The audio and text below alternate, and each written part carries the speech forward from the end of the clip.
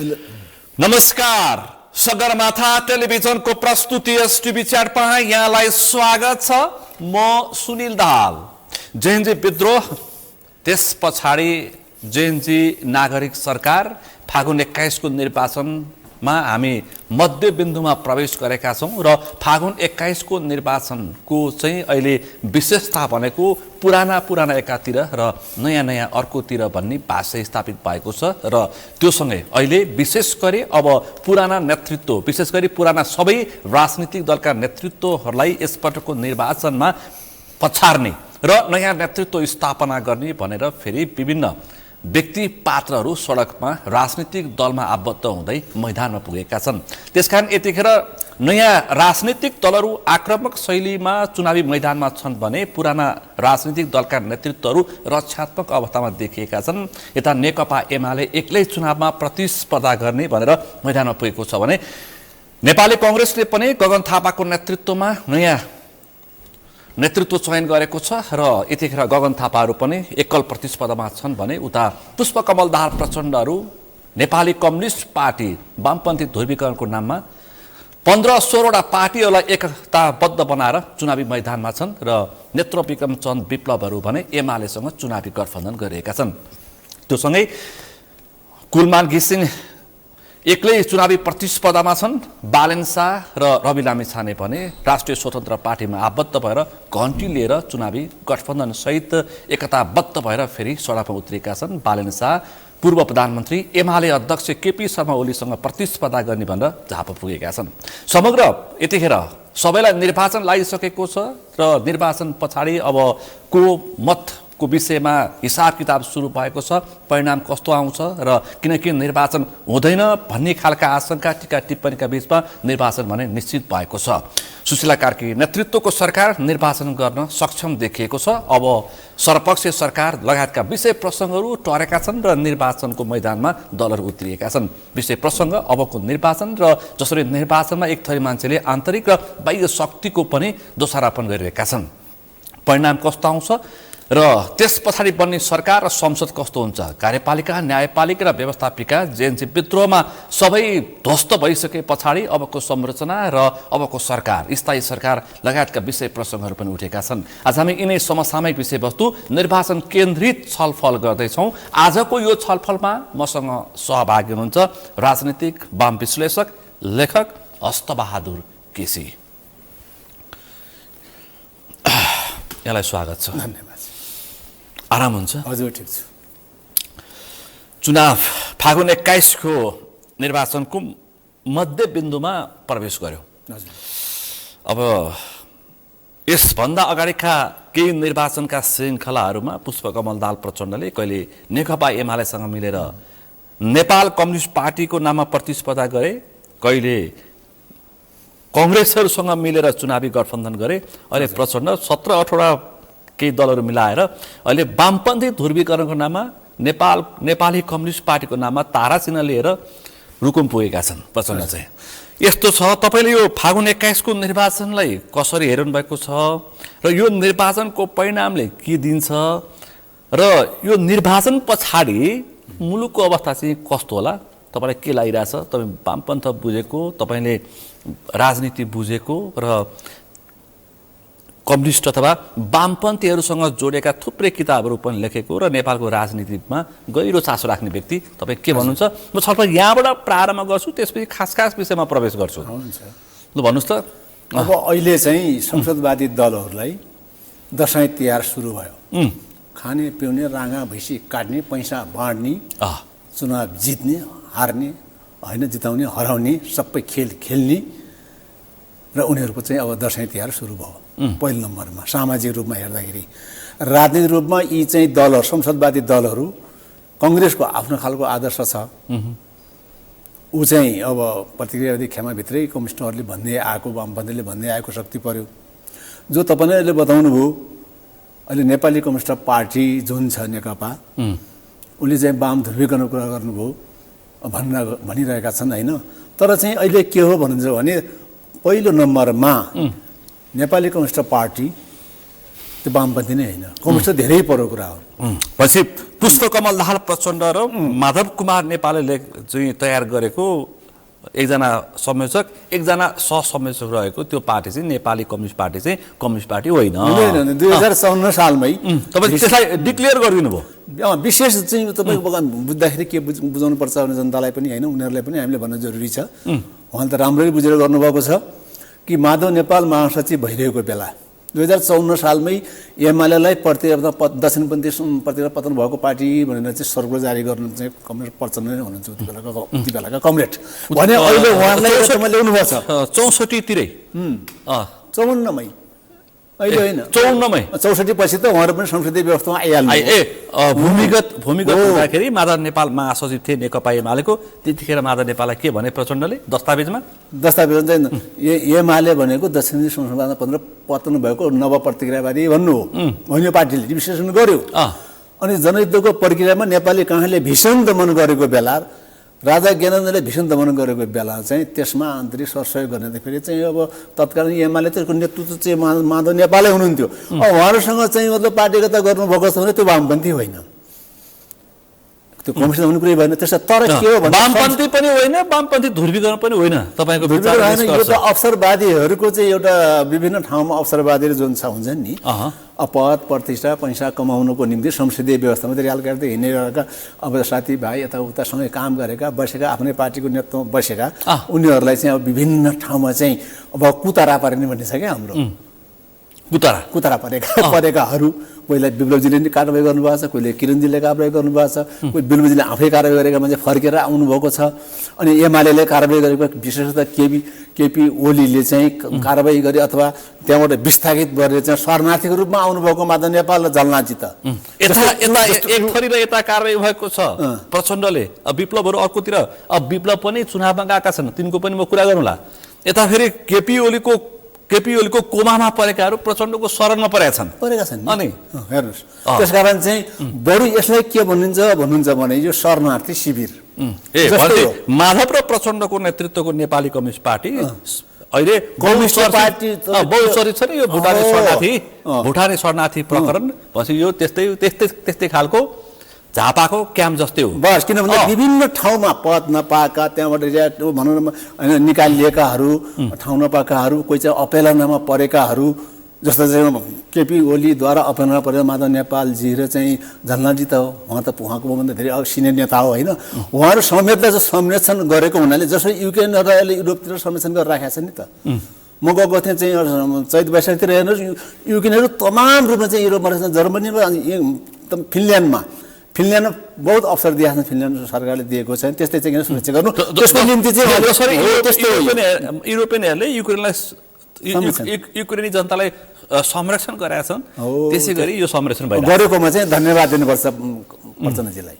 किन भन्दा उहाँहरू अप्ठ्यारोमा पनि राजनीतिक जीवन हो नि त उहाँहरू सिधै सही केपीहरूले ऊ हेर्नु विप्लवजीबाट चाहिँ त्यति नजिकका चाहिँ उसले 3-4 पार्टी बनाएर जानुभएको छ, चिरञ्जी सुनिलजी यस्तै हेर्नुहोस् त के पार्टी दुईजनाकै एउटा पार्टी भने अब बिचरा उहाँलाई यता टुक्रो पार्टी घोषणा गर्यो, अभियान भन्यो, प्रचण्डका गयो, एकीकरणको नाममा बार्गेनिङ गर्यो अनि यति केन्द्रीय सदस्य भने जानेन, 3 जना पनि हुनुहुन्न। पछि तपाईँले सुरुमै पुष्पकमल दाहाल प्रचण्ड र माधव नेपालको पार्टीको टिप्पणी गरिहाल्नुभयो। अब प्रचण्ड रुकुमतिर पुगेर अहिले भोट माग्दैछन्, जनवादी क्रान्तिको लागि भोट दिनुहोस् भन्दैछन्। अनि समाजवाद उन्मुख अथवा समाजवादमा पुग्ने साम्यवादसम्म पुग्छौँ हामी, त्यसपछि आम नेपालीको कायापलट हुन्छ भनेर प्रचण्ड रुकुमतिर फेरि मत मागिरहेछन्। अनि के भन्छन्, नेपाली कम्युनिस्ट पार्टीले बहुमत ल्याउँछ अनि सरकारको नेतृत्व गर्छ, अनि त्यसपछि समाजवाद हुँदै हामी साम्यवादमा पुग्छौँ, भोट हाल्नुहोस् र म प्रधानमन्त्री हुन्छु भनिरहेछन्। के होला प्रचण्डहरूको यो चुनावमा हालत? चुनावमा चाहिँ उहाँले दिएको नारा त्यो काल्पनिक नारा हो, तथाकथित नारा हो, जनतालाई ढाँट्ने नारा हो। किनभने समाजवाद उन्मुख भन्नुभयो त समाजवादमा त वैज्ञानिक हुन्छ, बेसरी थाहा छ उहाँहरूलाई। त्यसको निम्ति 10 वर्ष जनयुद्ध गर्नुभयो, सफल नेतृत्व गर्नुभएको हुनाले होइन, जान्नु भएको छैन भन्दाखेरि हामी मूर्ख भइन्छ। तर सवाल के त भन्दाखेरि सर्वहारा वर्गको अधिनायकत्व सहितको समाजवाद चाहिँ वैज्ञानिक समाजवाद हो, जो कार्ल मार्क्स एङ्गल्सले 1848-48 मा जो घोषणा गरेको कम्युनिस्ट म्यानिफेस्टोमै त्यो उल्लेख छ, धेरै भन्न परेन।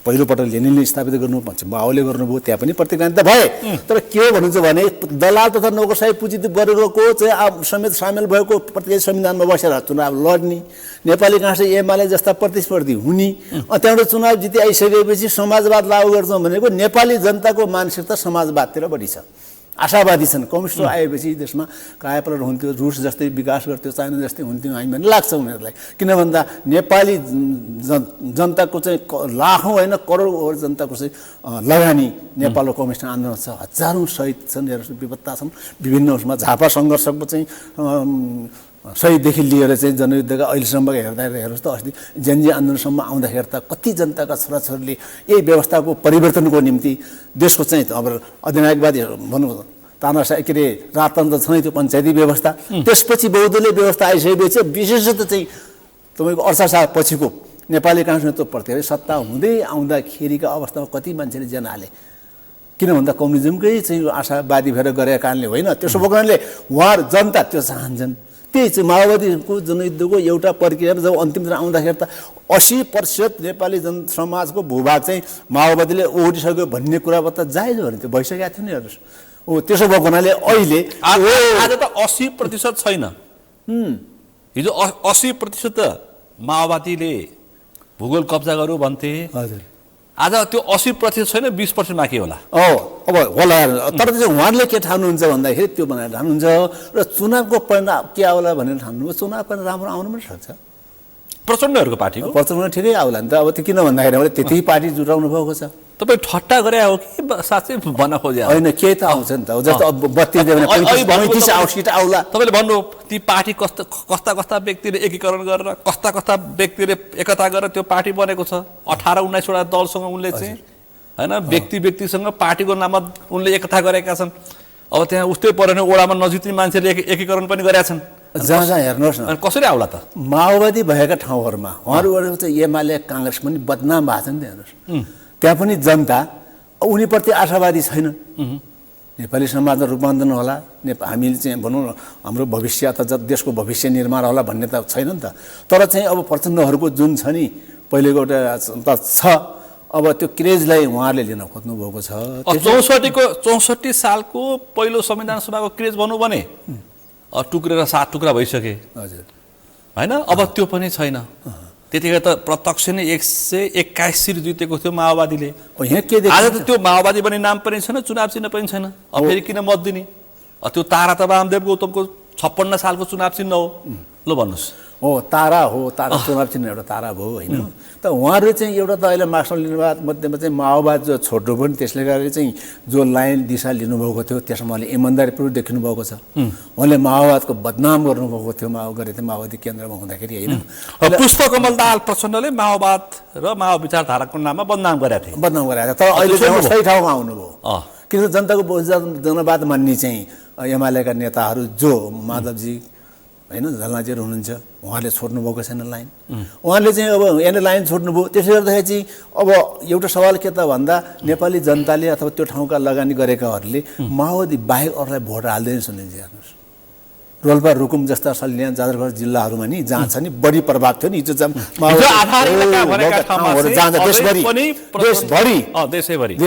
किन भन्दा युद्धकालीन अवस्थामा जनयुद्धको 10 वर्ष प्रक्रिया नेपाली काङ्ग्रेस एमालेका बाट चाहिँ जसरी त्यहाँ दमन भयो नि त सरकार राज्यले गर्यो नि, त्यो जनताले एकदम यही बेला सम्झन्छन्। हेर्नुहोस् जस्तो सुकै होस् बरु माओवादीले, किन भन्दा हाम्रो घरमा आएर बन्दुक राखेर हामीलाई समस्या दिएको हो, हामी बलात्कार हुँदा हाम्रा छोराछोरी जेल जाँदा मारिँदाखेरि भनेर चाहिँ बुढाबाट बा आमाहरूले पनि सम्झ। तर त्यसो भन्नु केसीज्यू, तर त्यो खिँदा अस्ति प्रत्यक्ष र समानुपाती गरी 32 सिटमा झरेर त्यसपछि यता न उता सरकार बनेर अहिले एक्लै त्यो अस्तिको 32 सिट पनि प्रत्यक्षमा काङ्ग्रेस र माधव नेपाल लगायतसँग मिलेर 5वटा दलको गठबन्धन गरेर त्यति सिट आएको। अहिले त सिङ्गल एक्लै मैदानमा छन्। तर चाहिँ अहिले चाहिँ किन भन्दा धेरै ढाँटहरूको जम्मा भएको छ नि। हिजो एउटै हुनुहुन्थ्यो, धेरै 16 सिल्लीहरूको त एकता भए देख्नुहुन्न। एकजनाको ठाउँमा 16 जना हुँदाखेरि त हेर्नुहोस् तागत त केही पैदा भएको छ नि। तर त्यसको चाहिँ त्यो चल्ला नभएका चल्ला नभएका माउहरू हुन् क्या तिनीहरू कुनै केही छैन ठिक छ। मैले हेरेँ कसैले त ओडामा पनि नजित्नेहरू पनि उहाँ नै छन्, पार्टी अध्यक्ष मैले भएर भने नि। पुगेका छन् मैले भन्न खोजेँ भनेपछि तपाईँको विचारमा 30-35 सिट आउला अब सबै गरी गत निर्वाचनभन्दा अहिले केही बढ्न सक्छ भन्ने मलाई लाग्छ त्यति हो। भने तपाईँले 35 सिट पुऱ्याइसकेपछि 32 सिट भनेपछि 3 सिट तपाईँले बढाइदिनु भयो म 300 तपाईँले पुष्पकमल दाहाल प्रचण्डले प्रधानमन्त्री हुने इच्छा व्यक्त गरेका छन् 2/3 ल्याएर तपाईँले चाहिँ अब सबै जोड्दाखेरि 35 सिट पुर्याउनु भयो भनेपछि प्रचण्डको अवस्था त्यो। अब केपी ओली जेएनजी विद्रोहको हजुर।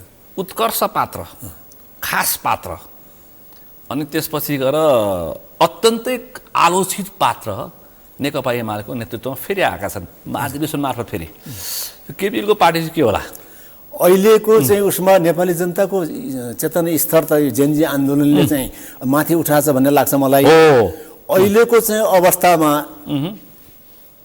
अब एमालेको स्थिति गत चाहिँ 79 को आम निर्वाचनमा जुन पोजिसनमा माओवादी केन्द्र हुनुहुन्थ्यो नि त्यसको वरपर झर्न पर्छ झर्छ भन्ने लाग्छ मलाई। भनेपछि उही 32-33 सिटमा अब जनताले अहिले उनका कार्यकर्ताहरूले भोट दिने लाग्नु छनै छ लाग्छन् गर्छन्।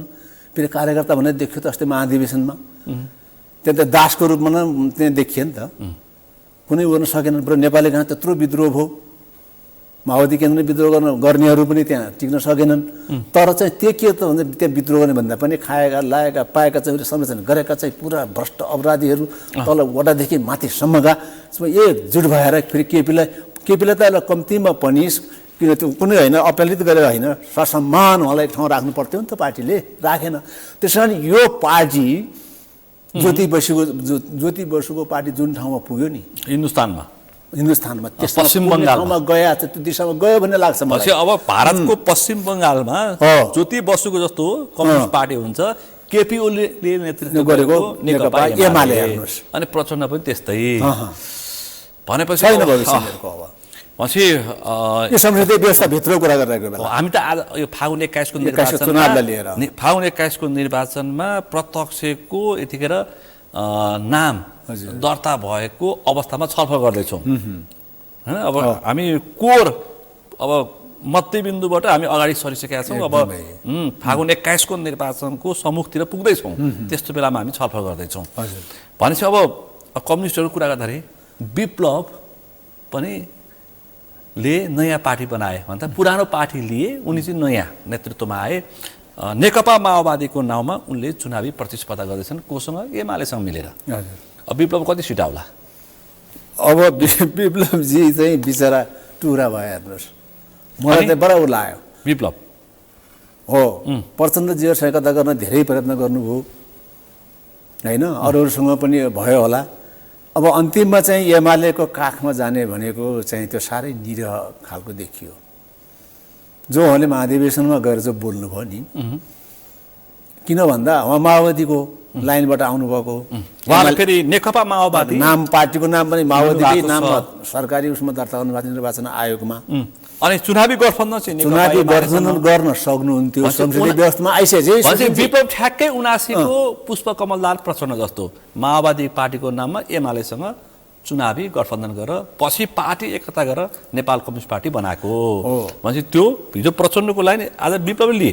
मलाई के लाग्यो भन्दा उहाँले अप्ठ्यारो मान्नु होला होइन धेरै साथीहरू हुन्छ अप्ठ्यारो मान्नु होला तर उहाँले चाहिँ एमालेसँग चाहिँ चुनावी गठबन्धन गर्नुभयो। अस्ति गएर महाधिवेशनको उसमा चाहिँ विप्लवजी नेताले बोल्नुभयो नि मलाई के लाग्यो भन्दा हामी अब म पनि माओवादी आन्दोलनभित्र भइरहेको अवस्थामा र विप्लवजीले चाहिँ माओवादी आन्दोलनकै विरोध गर्नुभयो मलाई त्यही लाग्छ। नेत्र विक्रम चन्द विप्लवले हो त्यस्तो गर्नु हुँदैन थियो क्रान्तिकारी मान्छे उहाँले एउटा टेलिभिजन गरेर चाहिँ मैले अलिअलि लटरपटर कुरा त गर्नुभयो हो अब पतन्छ नपतन्छ नेपाली समाजमा छनै छ त्यस्तो हाकी त्यो खालले जान हुँदैन थियो। किन भन्दा अहिलेको एमाले जेनजी आन्दोलन पछिको एमाले र त्योभन्दा पूर्व एमाले बरु फरक थियो। तपाईँको सिलगढी बैठक हो जुद्धकारी अवस्थामा लखनऊ बैठकले चाहिँ चुनावको नुवागाउँमा वामदेव र युवराज गएर गरेको वार्ता त्यो बेलाको फरक स्थिति हो माओवादीसँग।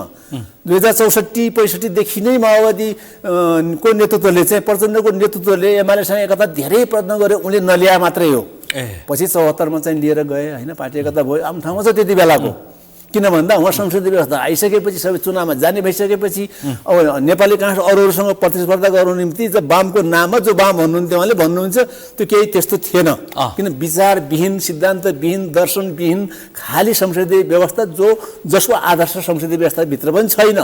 संसदीय व्यवस्था पुँजीपतिहरू गरेको हो, त्यो त धेरै सबैलाई दुनियाँ थाहा भएको कुरा। बेलायतका पुँजीपतिले पहिलोपल्ट संसदीय व्यवस्था स्थापना गरे, त्यहाँबाट चाहिँ के अरे फ्रान्ससम्म हुँदै संसारभरि नेपालमा पछि नै आयो 68 साल पछाडि। त भने उहाँहरू त्योमा गइसकेपछि केही थिएन। हेर्नुहोस्, जब अहिले जनजातीय आन्दोलनमा नेकपा अब एमालेको नेतृत्व पार्टी अध्यक्ष मात्र होइन प्रधानमन्त्री भइरहेको बेला त्यसको कुनै जिम्मा लिएन एमाले। महाधिवेशन चर्चा नै भएन। कतै कहीँ को हुन्छ बेला भयो त हुन्छ, हामीले पनि मार्यो नि मार्यो होइन, कहाँ के भन्छ कसले थाहै छैन भन्ने खाले जो कुरा गर्नुभयो। जेएनजी विद्रोह त अत्यन्तै हल्का ढङ्गले हेर्नुभयो। अनि त्यतिसम्म कि यो बाह्य शक्तिको प्रभाव र दबावमा भएको भन्छ, जेएनजीको मागलाई उसले व्यवस्था गर्छ। बाह्य शक्तिको चाहिँ यहाँको सारा त हिमाती त आफै हो, फेरि कसलाई पनि राखेको छ उसले। खोज्नुहोस् तपाईँले ल्याउनुहोस्। साम्राज्यवादी विस्तारवादीको पहिलो एजेन्डा त एमाले हो त, उनकै नेता हुन् नि। फेरि अन्त कहाँ को आयो भने किन देखेन? साम्राज्यवादी र विस्तारवादीको पहिलो एजेन्डा एमाले हो। एमाले आज जेएनजी विद्रोहलाई बाह्य शक्तिको अब ठुलो युरोपियन र अमेरिकाहरूको शक्तिको केन्द्रबिन्दु भयो नेपाल। अब देश राष्ट्रियता कोल्याप्स हुन्छ। बाह्य शक्ति भनेको भारतीय विस्तारवाद हो, त्यहाँका शासक वर्ग नेपाली कम्युनिस्टहरूको चाहिँ आम्ने सामने। अब अझ चाहिँ अब अहिलेको चाहिँ आजको साम्राज्यवाद सर्ववाद वर्ग युगको भीषण वर्गसँग चलिरहेको छ नि संसारमा अहिले त। त्यसको चाहिँ प्रत्यक्ष चाहिँ को त भन्दा अमेरिकी साम्राज्यवाद विश्व साम्राज्यवाद हो। त भने नेपाली कम्युनिस्ट आन्दोलनमा भारतीय विस्तारवादका विरुद्धमा लड्दाखेरि चाहिँ कतिले ज्यान हाले यहाँ हेर्नुहोस् त। चिनिया काजी देखि लिएर चाहिँ भीमदत्त त पार्टीका थिएनन्। लास्टमा चाहिँ के गौतम भाइको भयो, हत्या भयो, हाकी गोली हान्यो नि त तपाईँको चाहिँ कञ्चनपुरमा। त्यहाँ हुँदाखेरि कति चाहिँ भयो त। नेपाली कम्युनिस्ट आन्दोलनमा पहिलो पटक भारतीय विस्तारवादलाई सँग चाहिँ के गरेर महाकाली नदी भारतलाई बेच्ने पहिलो को त एमाले हो। त्यसको नेता चाहिँ माधव नेपालजीले सिन्चन गरे त सारा गरेर यो हुन्छ त्यो हुन्छ, महाकाली नदी आधा आधा पानी साझा साझा भन्ने चाहिँ केपी ओलीजी होइन। अनि उहाँ त भारतको पहिलो मान्छे कि जो अहिले जेएनजीहरूले को आन्दोलन जल्यो भन्ने देखिन्छ। बालकोटो घर बनाइदिएको भारतीय विस्तार, त्यो लाजिमटाटको चाहिँ भारतीयहरूले गर्दा त हुन्थ्यो घर निर्माण। अनि उहाँले चाहिँ किन देख्नु भएन आउँदाखेरि? अब आउँदै कुरा अमेरिकी साम्राज्यवादको कुरा होला यहाँ। आज उनी यो विद्रोहलाई पश्चिमको अमेरिकनहरूको डिजाइन भनेर चुनावमा भोट मागिरहेको छ। अब उहाँको अर्थमन्त्री एकजना हुनुहुन्थ्यो नि, हुने बेला चाहिँ एमसिसीलाई संसदको 2/3 बहुमत पारित गर्ने टेबल गर्ने प्रधानमन्त्री को त भन्दा उहाँ नै आफै हो। एमसिसीलाई पास गर्ने प्रधानमन्त्रीको 2/3 पारित गर्नुपर्ने भयो। सम्झौता चाहिँ लिखित रूपमा त चाहिँ गेन्द्रबहादुर कार्कीले नेपाली काङ्ग्रेसका अर्थमन्त्री गएर न्युयोर्कमै गएर गरिसकेका थिए, के अरे उहाँ गएर होइन व्हाइट हाउसमा गएर गरिसकेका थिए। त्यसलाई 2/3 चाहिँ पारित गर्नुपर्ने संसदले भएको बेला उहाँले चाहिँ युवराज खतिवडा अर्थमन्त्री भएको बेला युवराज खतिवडा डाक्टरले प्रस्तुत गर्नुभयो। अनि त्यहाँबाट पछि आएर चाहिँ फेरि अब अर्को साथी सङ्गति नजिकको सबभन्दा 16 गए सँगै जाने नगए सँगै जाने भन्ने सल्लाह गर्नेहरूको प्रचण्डजीले चाहिँ 12 व्याख्या भनेर गरेर गरिदिनु भयो। भने उहाँहरू आफै त्यति हुनुहुन्छ कुल कष्ट कुल मान्छे त्यत्रो काम गर्ने अन्त चाहिँ त्यो नसोधिन गर्छ उसले, उहाँलाई नसोधिन गर्छ। त्यसो भएको के हो भन्नुहुन्छ भने यो हाँस उड्ने कुरो, मान्छेलाई मूर्ख बनाउने कुरो भइरहेको छ यहाँ। उहाँहरू आफै हो नि। मैले यही बेला भन्छु म राजनीति चर्ती कला भइरहेको छ। म तपाईँलाई के भन्छु भन्दा मैले सुनिरहेको देखिरहेँ नि, तपाईँहरूले धेरै कुराकानी गर्छनु भएको छ। यहाँ चाहिँ को अर्कैले हतियार खोसी अर्कै लाएर आथे, पुलिसको चाहिँ हतियार खोज्ने अरू थियो उसो भन्नुहुन्छ नि उहाँहरूले। विशेष गरी पुलिसको जिम्मा कसको थियो? सरकारको हुन्छ हुँदैन। केपी ओली प्रधानमन्त्री कार्यकारी थिए, प्रधानमन्त्री केपी ओली थिए। केपी ओली त्यति पुलिसमा आफै सिआइडी काम गर्ने हो। जनसम्पर्क भन्ने एउटा चाहिँ तपाईँको सिआइडी विभाग छ। हजारौँ होइन हजारौँ मान्छे जागिर खाइरहेका छन्। हेर्नुहोस्, तिनको जिम्मा भनेको सिआइडी गर्ने हो सरकारका पक्षमा। अनि उनीहरूले चाहिँ अब किन देखेन नि त हतियार खोज्ने मान्छे को भनेर त्यही उनकै सरकारमै मान्छे हतियार खोज्न जनतालाई गोली हाने आएर भन्ने कुरा आएन। अहिले चाहिँ के छ सुनिलजी शान्ति प्रक्रिया के शान्ति सुरक्षा व्यवस्था भएको छैन हतियार फिर्ता भएको छैन भनेर भन्छन्। हतियार त्यो केटाकेटी लगेर कहाँ राख्न सक्छन् पट्काउँछन् तालिम गराएका छन् त्यसै पट्काउँछ गोली चाहिन्छ गोली किन्न दिन्छ सरकारले यहाँ कहीँ दिन्छ।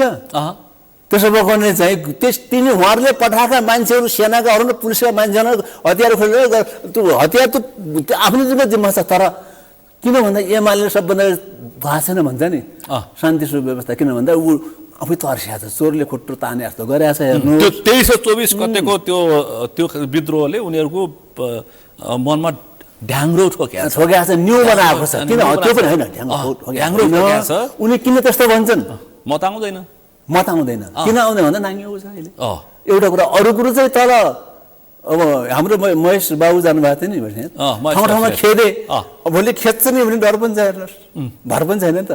यत्रो चाहिँ तपाईँको त 24 गते यति जनता चाहिँ बाहिर विद्रोहमा आउला भन्ने कसले सोचेको थियो? देख्नुभयो तपाईँले बालन शाह अहिले केपी ओलीसँग चुनावी प्रतिस्पर्धा गरेर झापामा बसिरहेछन्। बालन शाहको त्यो नोमिनेसनको दिन उम्मेदवारी नोमिनेसनको दिन देख्नुभयो त्यहाँ सभा बालन शाहको पक्षमा युवाहरू ओर्लेको धेरै देखियो धेरै हजारौँ युवाहरू आए। अनि केपी ओली त के बोले त केटो आचार्यको एउटा बालन भन्ने डेरा खोजिदिनुपर्छ भन्दै हुनुहुन्थ्यो।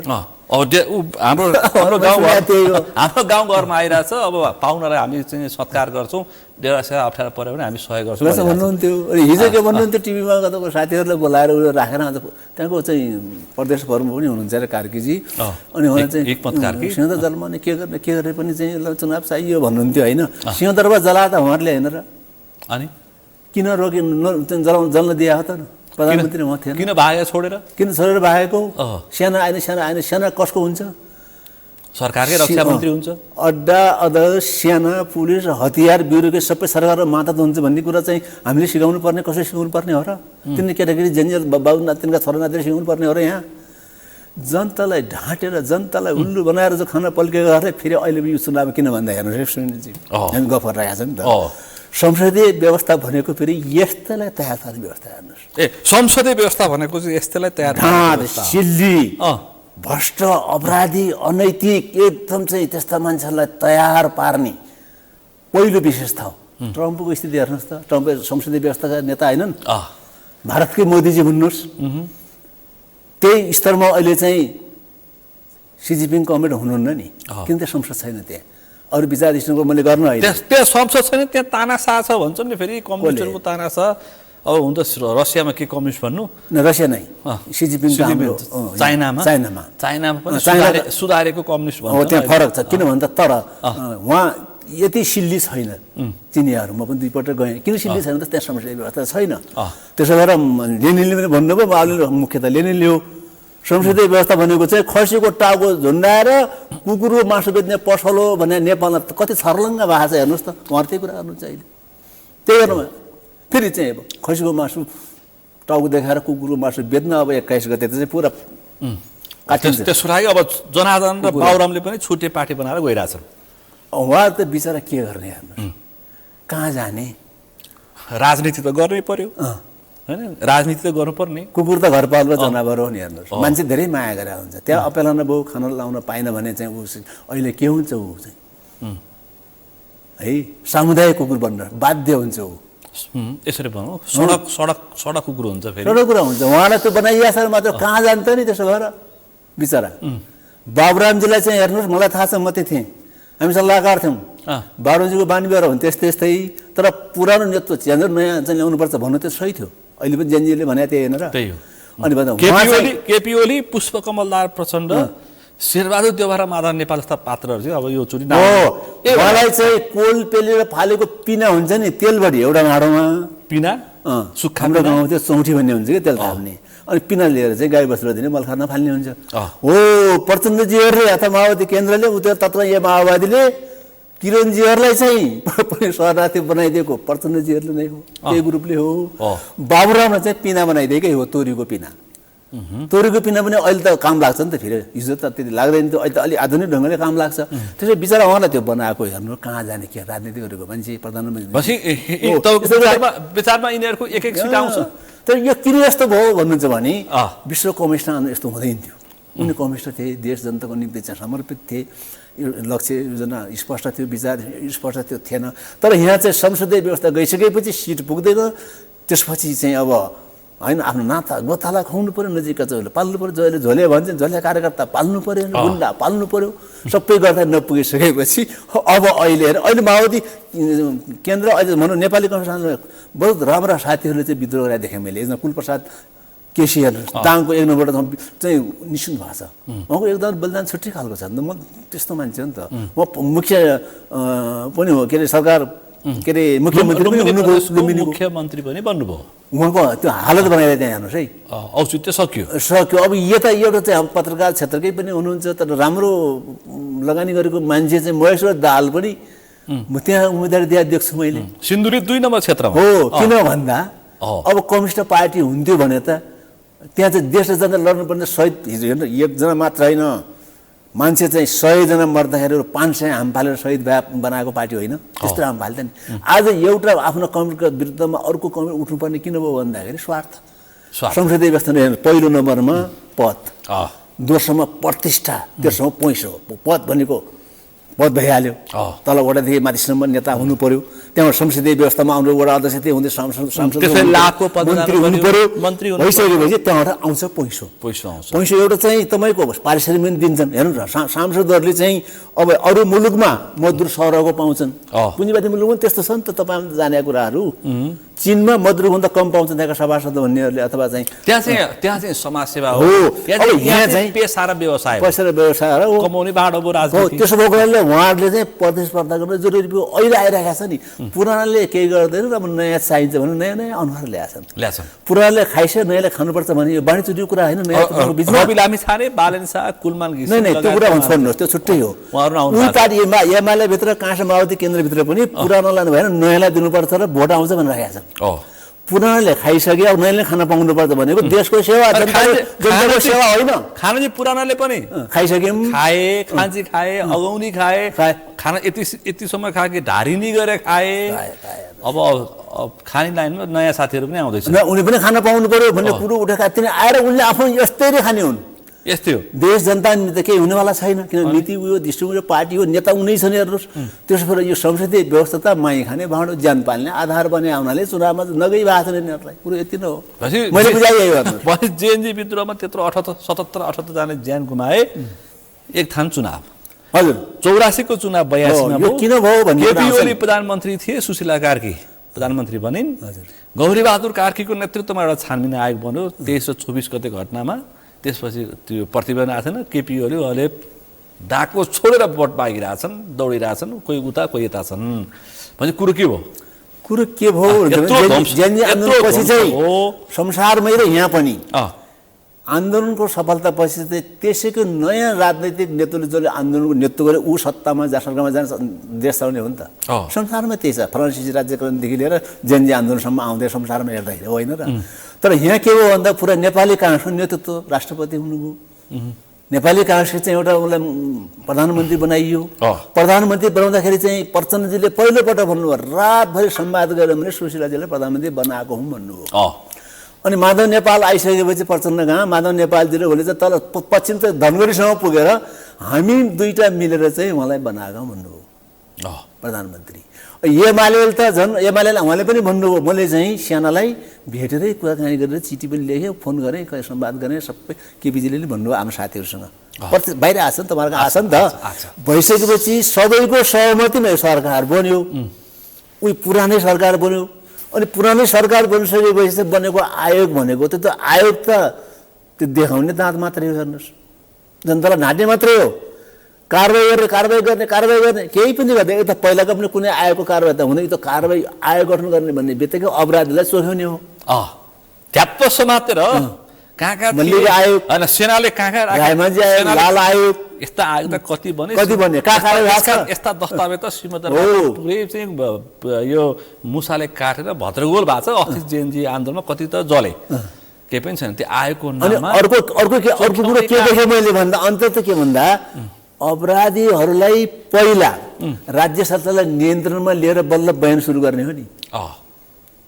तर अपराधीका चाहिँ घरमा गएर चाहिँ बयान लिएर अनि आयोगले गर्ने भन्ने कुरा पनि त्यो कुरा कहीँ हुन्छ दुनियाँ कहीँ छ कानुनमा त्यस्तो कुनै कानुनमा छ त्यो अपराधीको घरमा आरोपितको घरमा गएर मासु भात खाएर बयान लिदिन्छ हेर्नुहोस् अनि त्यो पनि ठट्टामा दिन्छन् त्यसो भएर बयान लिन आउनु यस्तो खालको सरकार बयान लिन आउनुभएछ मैले पत्र पत्रिकामा टेलिभिजनमा अन्तर्वार्ता दिइरहेछु त्यही सुन्नुहोस् त्यही टिप्नुहोस् भनेको छ नि केपी ओलीले फेरि आयोगका सदस्यलाई वर्तमान प्रधानमन्त्री सुशीला कार्कीले अनि पहिला भन्नुभयो होइन मैले मौका पाएँ भने 5 दिनमा 60 सालदेखि होइन मैले भने 60 सालदेखि अहिलेका चाहिँ सारा भ्रष्टाचारलाई जेल हाल्छु एकै दिन भन्नु आएन खै त बडा विचार किन गर्नु आएन त आज तिनै भ्रष्टाचारीहरू सडक मैदानमा भोटमा आइरहेछन् त्यसकारण अहिले सुशीला कार्कीको नेतृत्व बनेको अनि 2046 सालदेखि अहिलेसम्मका अपराधीहरूलाई भ्रष्टाचारले चाहिँ संरक्षण गर्ने सरकार हो भन्ने कुरो भने प्रष्ट भएको छ त्यसो त्यो सरकारले गर्ने चुनावमा त नगई त भने उहाँले सल्लाह गरी बनाएको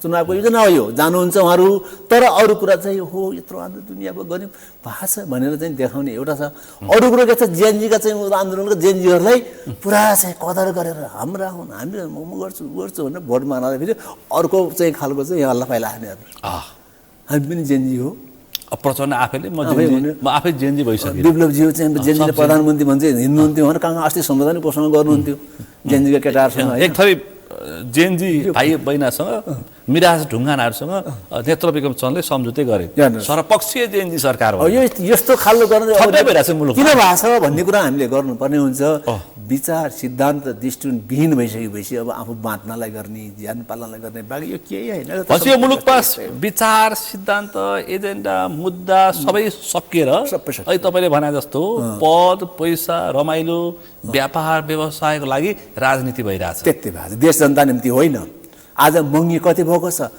संसारका कुनै पनि भाग उत्तर कोरिया बाहेक नेपालीका छोराछोरी गए कुनै देश त तपाईँ भन्नुहोस् दिनमा 3600 युवाहरू मुलुक उत्तर कोरिया जान्दिन्न 219 देश मध्ये 218 देशमा नेपाली मान्छे भेटिन्छ पहिले युक्रेन कोही गएको छ हामीलाई थाहा छैन मारिन थाहा भयो हेर्नुहोस् अनि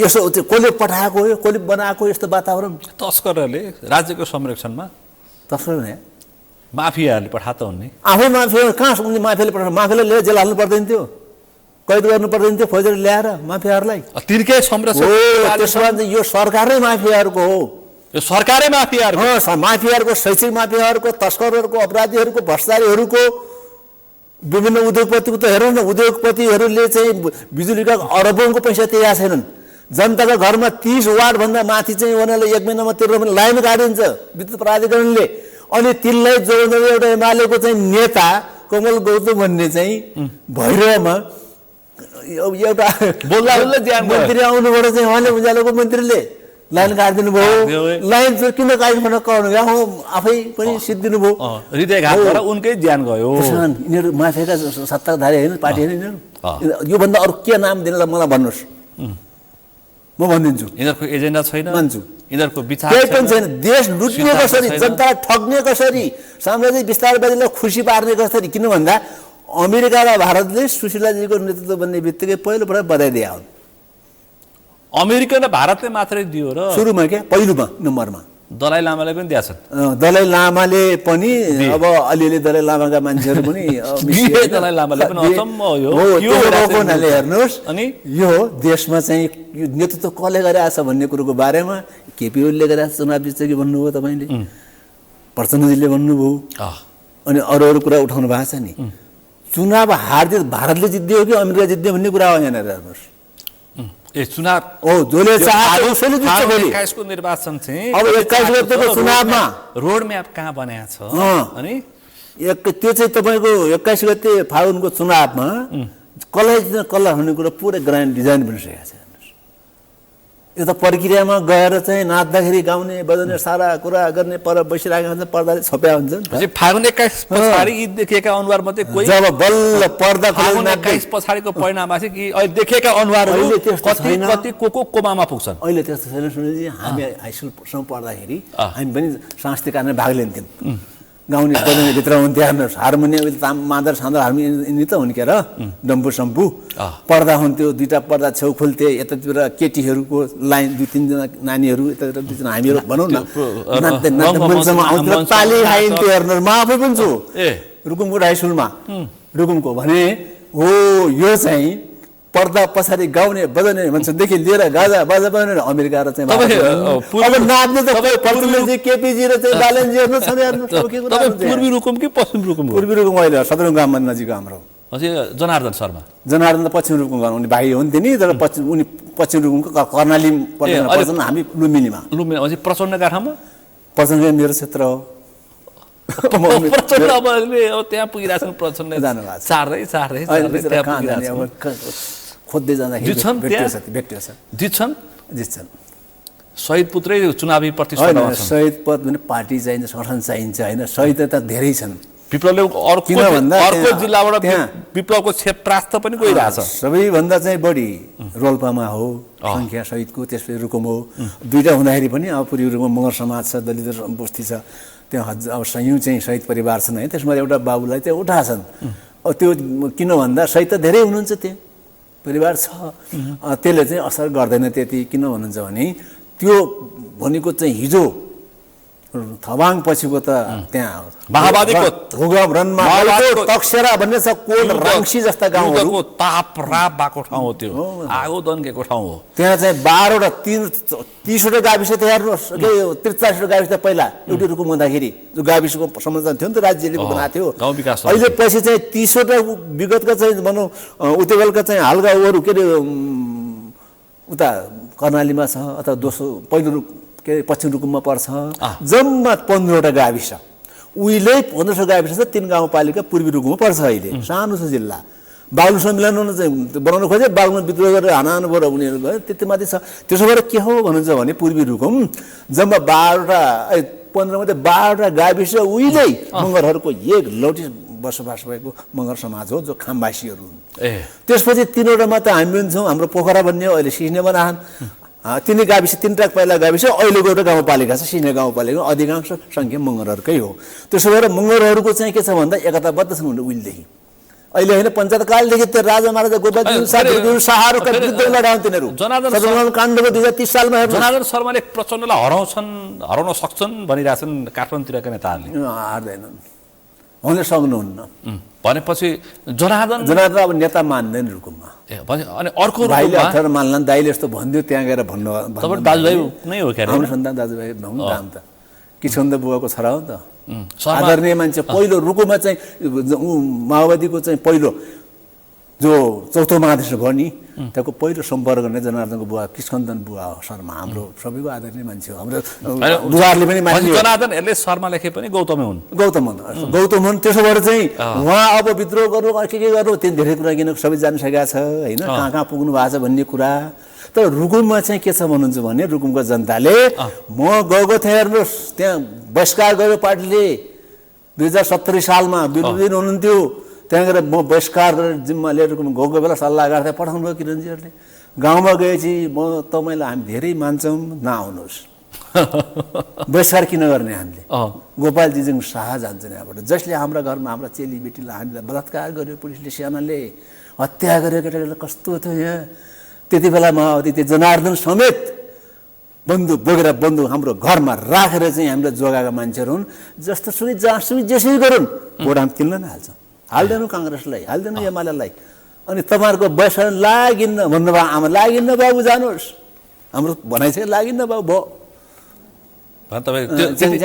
नगर्नुहोस् भाषण गर्न जान्नुभएको छ हामीलाई नसुनाउनुहोस् भन्नुभयो आमाहरूले भन्नुभयो आमालाई त्यति भने अब तपाईँहरू फर्केर किन त्यहाँ गर्ने विवाद शहीद परिवार छन् अब उनीहरू एकमुष्ट छन् त्यसो भए त्यहाँ चाहिँ जनार्दन किन जनार्दनले बेमान गरे भन्ने आइरहेको छ नि त म त्यहाँ गएको छैन उता प्रचण्डको पूर्वी रुकुम मैले स्कुलिङ गरेको हेर्नुहोस् प्रचण्डको पूर्वी रुकुम हो जनार्दनको पश्चिम रुकुम अनि जनार्दनले चाहिँ जित्छन् जित्दैनन् चुनाव जित्दैनन् जनार्दन जित्दैनन् प्रचण्डले जित्छन् अहिलेसम्म मेरो बुझाइमा फरक फरक हुन्छ क्षेत्र फेरि जिल्ला पूर्वी रुकुम भनेको एउटा 77 जिल्लाभित्र पर्यो 76 मा चाहिँ सङ्ख्यामा पश्चिम रुकुम पर्यो जो कर्णालीमा छ जनार्दन जित्दैनन् किन भन्दा त्यहाँको जनताले चाहिँ जो माओवादी प्रभावित छ अब फेरि काङ्ग्रेस आइहाल्छ हेर्नुहोस् आइहाल्छ हामीलाई हाम्रो त्यो त जारे कुकुर भन्छ जारे कुकुरले साङ्लो ओर्छेन र आयो भने यस्तै टोक्छ त्यस्तै मान्छे त्यहाँ जनताले फेरि सम्झन्छ 10 जनयुद्ध खैर हो त्यसो हुनाले तपाईँ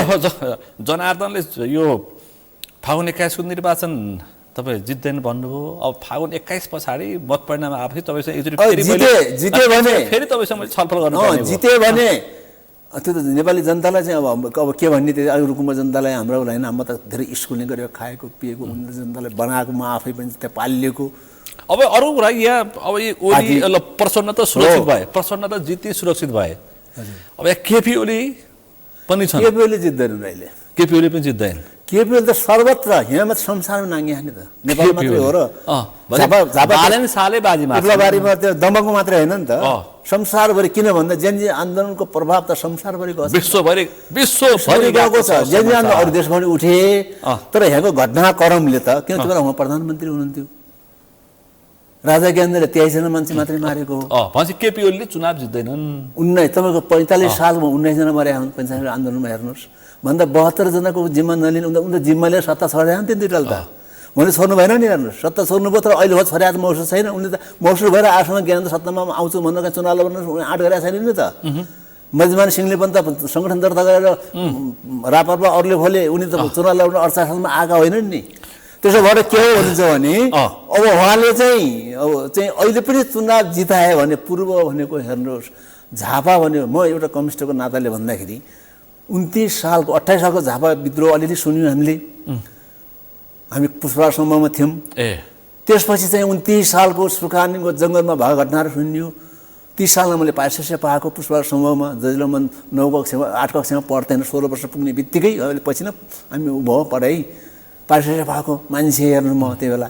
अनि मलाई पहिलो प्रभाव पार्ने पुष्पराज समूह हुँदा सम्पर्क कोही भएन माले।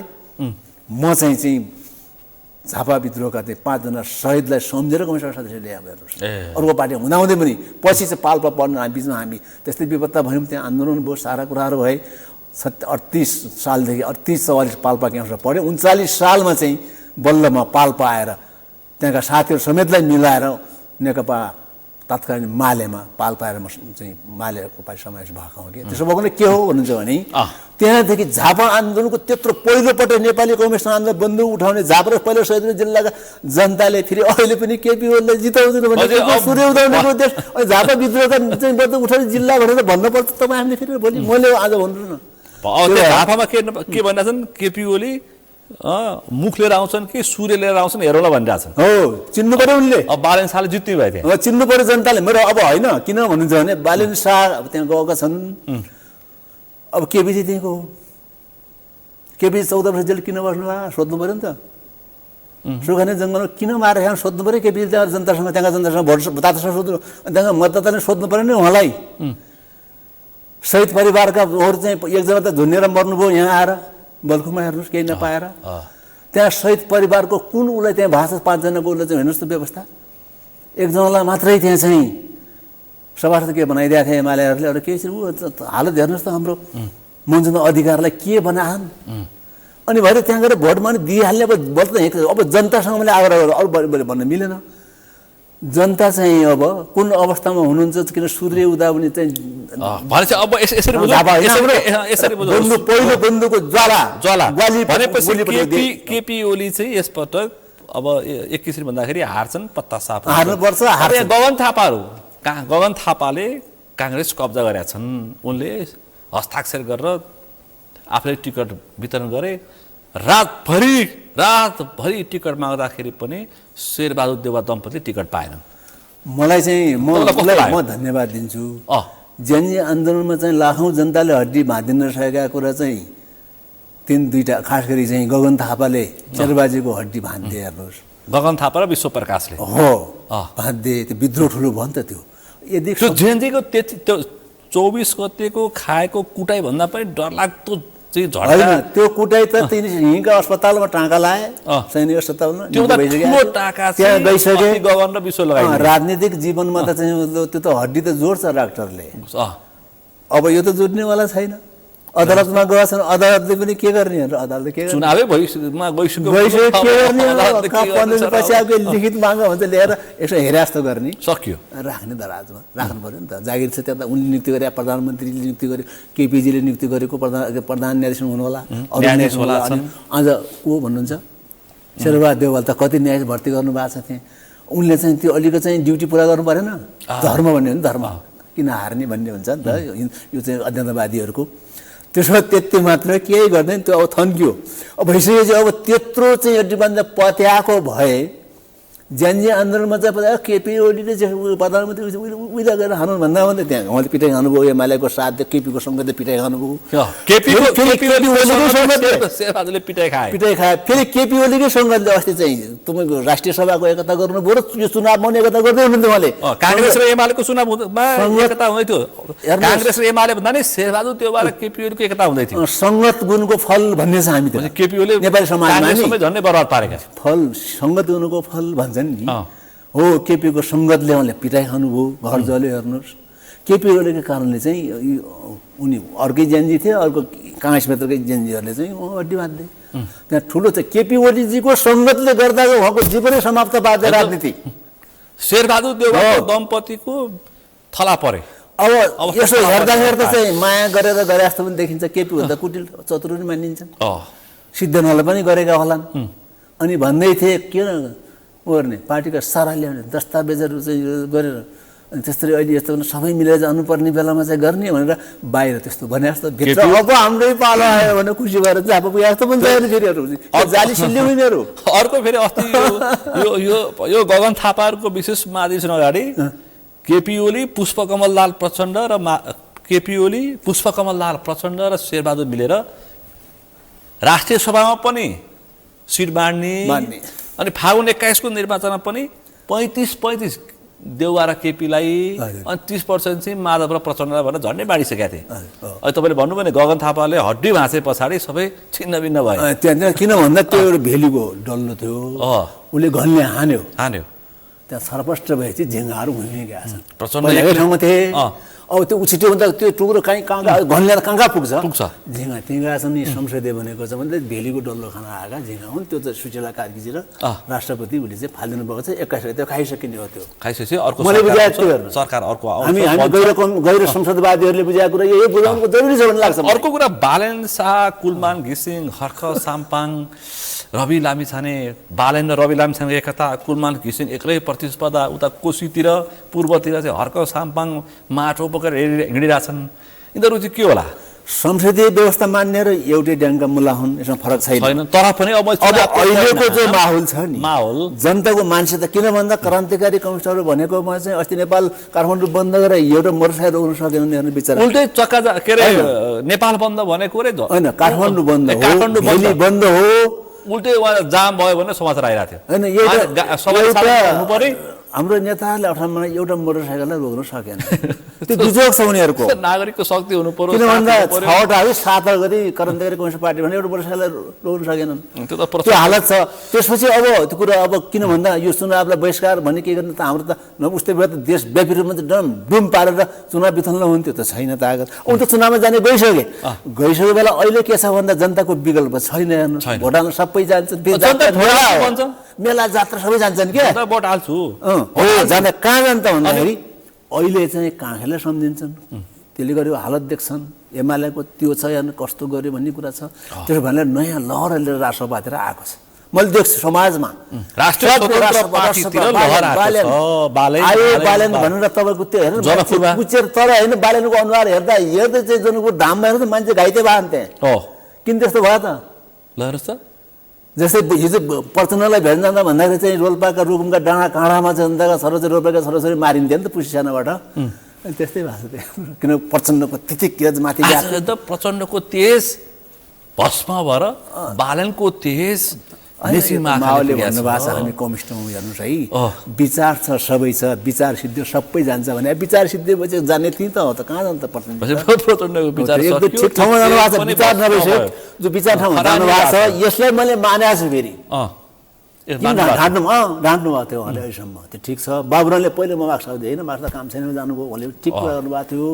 व्यवहार र चाहिँ उमरियाको चाहिँ मिल्न भने हुन्न कि सिद्धान्तलाई व्यवहारले चाहिँ पछ्याएन भन्दा काम छैन। तपाईँको विचारमा यसपटक राष्ट्रिय स्वतन्त्र पार्टी घन्टी पार्टीको चाहिँ माहौल छ देशव्यापी रूपमा छ। तपाईँको जुम्ला चाहिँ कर्णालीको ठाउँमा जहाँ कोही पनि थिएन त्यहाँ मान्छे उम्मेदवार उठाएका छन्। किन कोही न विभिन्न पार्टीबाट गएकै छन्, न सङ्गठन छ न सङ्गठन छ, न मान्छे केही उभिरहेको छ। किन गएछन् भन्दाखेरि यिनीबाट पुरै वाक्क दिक्क भएर हेर्नु यिनीहरूले भ्रष्टाचार गरे, लगानी गरे, शहीद भए, कोही लोग्ने चाहिँ मतलब उहाँ छ होइन, कोही श्रीमती विधवा छन्, हेर्नुहोस् सिन्दुर पुछेको छ, धन चाहिँ आँसुहरू रोकिएका छैनन्, त्यस्तालाई आँखाको आँसु सुकेका छैनन्, त्यस्ता पीडितलाई छोराछोरी उ छैनन्। यस्तो बेलामा खालि आफ्ना नाता गोता संस्कृति व्यवस्था त्यस्ता पीडितलाई चाहिँ स्थान दिनुपर्नेमा आफ्ना नाता भाइ भतिजा श्रीमती गर्लफ्रेन्ड तस्कर माफिया बुहारी छोरी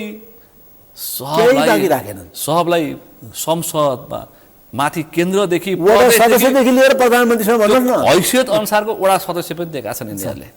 अनि जनताले हेरेको छ। हो त्यो भएर अहिले अब यिनले त धेरै मौका पाएछन्, भोलि के गर्छ भोलिको कुरा भयो। भोलि चाहिँ एमालेले त्यस्तो बुझाए त्यति जनता लाग्थेन, माओवादी यस्तो हुन्छ, प्रचण्ड बाबु अहिले हुन्छ त्यहाँ 10,000 मान्छेको बेला जान हाल्ने थिएनन् होइन। अब यिनी बालेन्द्रहरू र भोलि कहाँ गर्छ के गर्छन् त संसदीय व्यवस्था भोलि थाहा होला। तर अहिलेको विकल्पमा चाहिँ यिनी वाक्क दिक्क देश खाए बिगारे पनि अपराधी भ्रष्टाचारी र माफिया तस्करले सिधै खुलमखुला यो सरकार म परिवर्तन गरिदिन्छु, यो कर्मचारी सारिदिन्छु, यो न्यायालयमा चाहिँ यो मुद्दा म छिनोफानो गरिदिन्छु भन्छन्, हिँडिरहेछन्। अब यी पुराना दलका मान्छेहरू ताली पिटेर बसिरहेछन्, हो हाम्रो मान्छे यिनी हुन् भनेर। संसदीय व्यवस्था चाहिँ ब्युरोक्रेसी चलाइरहेको चाहिँ गएन छैन। ब्युरोक्रेसीलाई परिवर्तन गर्नलाई सत्ता परिवर्तन गर्नु पर्यो। त्यसो भएको हुनाले के छ, ठ्याक्कै कुरा उठाउनु भयो। कर्मचारीलाई काम दिएको रे यो शिक्षा मन्त्री महावीर पुनले कामै गर्दैनन् रे। किन गर्छन् त काम? न फाइल उठाउँछन्, न मन्त्री परिषदमा प्रस्ताव लान्छन्। अस्ति झोकेर उनी पनि स्वतन्त्र भन्न उहाँ म्याग्दीतिर गएर चुनाव जितेर आएर तिमीलाई ठेगा लाउँछु भन्दा म्याग्दीतिर गएर चुनाव लडिरहेछन् महावीर पुन। उनी म झोक चलो म राजीनामा दिएर आइरहेको छु भन्दा संसदीय व्यवस्थामा चाहिँ नआउँदै सारा उ गर्छु भनेर आउनुको प्रचण्ड बाबुको त्यो हालत छ। एउटा व्यक्तिले गर्ने कि होइन, आएर संसदीय भत्ता खानुहुन्छ छनै छ, ठिकै छ, आउनु होला उहाँ होइन। दोस्रो कुरो चाहिँ तर भ्रष्टाचारी तिनले गर्दैन। दोस्रो कुरो के हो भने महावीर पुन भन्ने भ्रष्टाचारी गर्दैन। प्रचण्डले गर्छन् भन्ने कुरा थाहा थियो पहिला, र बाबुरामले गर्छन्, केपीलाई गर्छ, 14 वर्ष जेलबाट आएकोले भनेको थियो, हामीले भनेको थियौँ। र त्यस्तो नहुन् त्यसो भए हो त्यो त ठेगा संसदीय व्यवस्थाले भ्रष्टाचार जन्माउने मैले तपाईँलाई भनिसकेँ नि त। हेर्नुहोस् भ्रष्टहरू अपराधीहरू तस्करहरू हत्याराहरू बलात्कारीहरूलाई जन्माउने हुर्काउने समस्या गर्ने संसदीय व्यवस्था हो। अर्को सामाङ त्यस्ताहरूलाई म पाटा कसेर टुडी खेल लाइन लगाउँछु भनेर उहाँ चुनावमा भोट मागिरहेछन् माटोमा श्रम गर्ने। त्यो त वामपन्थी कम्युनिस्टहरूको हो नि त होइन, श्रम गर्नुपर्छ भनेर। अब अर्को सामाङले त्यही मुद्दा भोगिरहेछन्। चुनावमा चाहिँ त्यो थर्काएपछि चुनावमा एलायन्स गर्ला भनेर भने तिनीहरूले त्यो भोलि चुनावमा जितेर आएपछि सरकार गठन त्यहीसँग गर्छन्, जसले भन्छ त्यसले गर्छन्। देख्नु होला संसदमा कुनै सीमा हुन्न के यो समर्थन पहिले मदन भण्डारीले भनेका छन्। राजनीतिमा मदन भण्डारीले संसदीय व्यवस्थालाई स्वीकारेर अथवा चाहिँ कम्युनिस्ट आन्दोलनलाई वैचारिक समाप्त पारेर त मदनले हो नि त। अनि उहाँले के भन्नुभएको छ, एउटा सबैले स्वीकारेन चाहिँ थाई शत्रु पनि हुन्न साई मित्र पनि हुन्न भने हानेको राजनीतिमा त्यस्तो होइन नि। यो हान्ने पिट्ने रोयास्तो गर्ने माया रास्तो सबैले त प्रचण्ड केपीको भन्नु त तपाईँलाई पहिला पनि भने कि उहाँ सरकार चाहिँ पार्टी एकता गर्नुभयो, 2/3 नजिक हुनुहुन्थ्यो नेकपा बेला प्रचण्डले के भन्दा केपी ओली कम जतिको नजिकको माया पिर्ते कैसँग यस्तो लभ बस्यो कि छ। तपाईँसँग रेकर्ड छ नि त यहाँ टिभीमा। अस्ति के भने फेरि अब त्यहाँबाट के भन्नुभयो भन्नेको रेकर्ड चाहिँ अहिले समय छैन। हेर्नु अस्ति के भने के अरे के रोपेको 20 फल्यो, नर्क स्वर्ग सँगै जाने भनेको झन्डै नर्क पुराको उम्केर आइम भने। अब यो फागुन 21 त्यहाँबाट चाहिँ त्यस्तो भएको छ। अस्ति पनि 3टा गरेर चाहिँ चुनाव गरेर एक ठाउँमा बसेर चिया खाएको देख्नु हामीले। मान्छे लाज किन भन्दाखेरि मान्छेले अप्ठ्यारो मानेर मुख छोपे सबै हामीलाई लाज लाग्छ। हामीले चाहिँ त्यही पनि जनता यिनीहरूलाई भोट दिन्छु भन्छन्। त्यसकारण यो यिनीहरूलाई बिगारियो जनता पनि हुन्। जनता पनि बिल्कुल सही कुरा गर्नुभयो। नेपाली जनताले यिनलाई बिगारे 365 दिनमा 364 दिन ती नेतालाई गाली गर्छन्, एक दिन तिनीलाई गएर भोट हाल्छन्। यो नागरिक पनि अनि यिनीहरूले दुःख नपाएर कसले पाउँछ भन्छ। यो फागुन 21 को निर्वाचन एकदमै सही कुरा गर्नुभयो। फेरि एउटा कुरा अर्को कानुनमा के भना कुनै देशमा 51% ल्यायो भन्ने हुन्छ नि। यहाँ त आफूले कोहीले हाल्न आफूले मात्रै हाले पनि भइहाल्छ। अनि भनेपछि के फागुन गर्ने? 21 को निर्वाचन पछाडि बन्ने संसदले चाहिँ केही कायापर हुँदैन, रङ्गिला हुन्छ, रमाइलो हुन्छ। जति चुनाव भयो त्यही समस्या आज हाम्रो देशमा। हो अब अरू थपिन्छ अब अरू महँगी बढ्छ, अरू चाहिँ नेपाली युवाहरू पलायन हुन्छन्, किन खाने लाउने पिउनेहरू आइहाल्छन्, ती थोरै हुन्छन्, अरूको त विपत्ता। किन भन्दा तपाईँले अहिले करोडौँ पहिले प्रतिनिधिले के भन्नुभएको त एउटा सभा के अरे गाउँपालिका अध्यक्षलाई 10 करोड खर्च हुने भयो, सभा जाँदा कति त्यो भएर चाहिँ पैसा चाहिन्छ भन्नुभयो। अब यो चुनावमा तस्कर शैक्षिक माफिया औषधि माफियादेखि लिएर उद्योगपति भने दलालहरू तिनीहरू पनि करोडौँ पैसा चुनावमा खर्च गर्छन्।